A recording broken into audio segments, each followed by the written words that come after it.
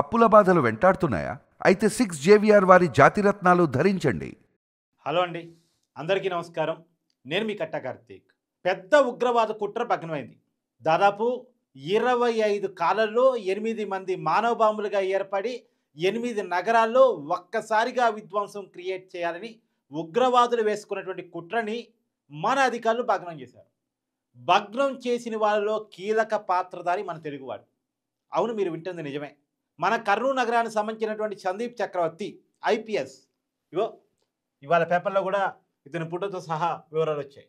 మన తెలుగు తేజం శ్రీనగర్లో సీనియర్ ఎస్పీగా పనిచేస్తున్నారు.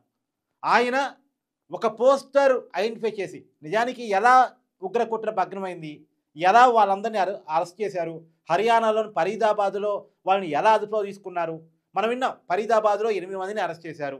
2900 కేజీల అమోనియం నైట్రేట్ కావచ్చు, పేలుడు పదార్థాలు కావచ్చు స్వాధీనం చేసుకున్నారు. ఇప్పుడు ఎంక్వైరీ కూడా జరుగుతూ ఉంది. చాలా విషయాలు బయటకు వస్తున్నాయి. 25 కాలాల్లో 8 మంది 8 నగరాల్లో ఒక్కసారిగా విధ్వంసం క్రియేట్ చేయాలని అనుకున్నారు. కానీ పోలీసులు పట్టుకోవటం వల్ల అది సాధ్యం కాలేదు. కానీ అయినప్పటికీ కూడా ఎంత మనం పట్టుకున్నప్పటికీ కూడా ఉమర్ నబీ అనేటువంటి ఒక వ్యక్తి ఫరీదాబాద్ నుంచి తప్పించుకొని ఢిల్లీ వచ్చి ఎర్రకోట దగ్గర పేలుళ్ళకి పాల్పడ్డాడు. ఆ పేలుల్లో 13 మంది చనిపోయారు. చాలా బాధాకరం. కానీ ఈ 13 మంది చనిపోవటం ఈ ఒక్క పేలుళ్ళు కాదు, ఉగ్రవాదులు ప్లాన్ చేసింది. చాలా భారీ బ్లాస్టింగ్ ప్లాన్ చేశారు. వాళ్ళు అనుకున్నది అనుకున్నట్టు కనుక జరిగితే వందలాది మంది ప్రాణాలు పోయి ఉండేవి. కానీ పోకుండా అడ్డుకోగలిగారు మన పోలీసులు. అది శ్రీనగర్ పోలీసులు కావచ్చు, హర్యానా పోలీసులు కావచ్చు, ఉత్తరప్రదేశ్ పోలీసులు కావచ్చు, వివిధ రాష్ట్రాల పోలీసులు సంయుక్తంగా చేసిన ఆపరేషన్ ఫలితంగా మనం ఒక పెద్ద ఉగ్రదాడిని, పెద్ద ప్రమాదాన్ని ఆపగలిగామనేటువంటి విషయంలో ఏమాత్రం సందేహం లేదు. దానికి కారణమైనటువంటి వ్యక్తి సందీప్ చక్రవర్తి మన తెలుగువాడు. మనం నిజంగా గర్వించాలి. జైషే మహమ్మద్ ఉగ్ర గ్రూప్కి సంబంధించిన కొంతమంది ఒక పోస్టర్ వేశారట శ్రీనగర్లో.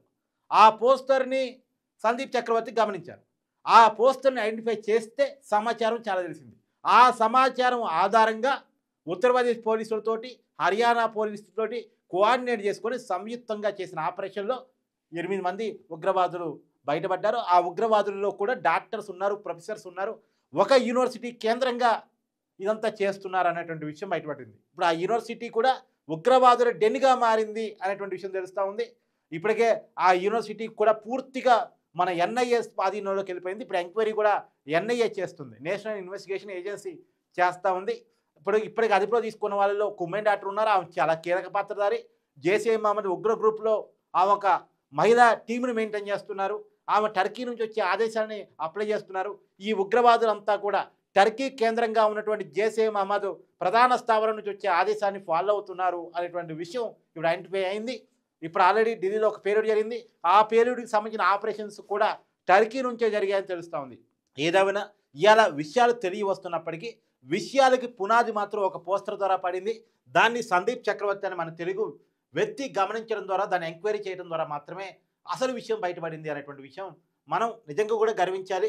ఒక పెద్ద ఉగ్రదాడిని ఆపి, ఒక పెద్ద విధ్వంసాన్ని ఆపి, ఒక పెద్ద ప్రమాదాన్ని ఆపి కొన్ని వందలాది మంది ప్రాణాలు కాపాడినటువంటి ఘనత మాత్రం ఖచ్చితంగా మన తెలుగువాడికి ఉంది అనేటువంటిది మనం ఇక్కడ చెప్పుకోవాలి.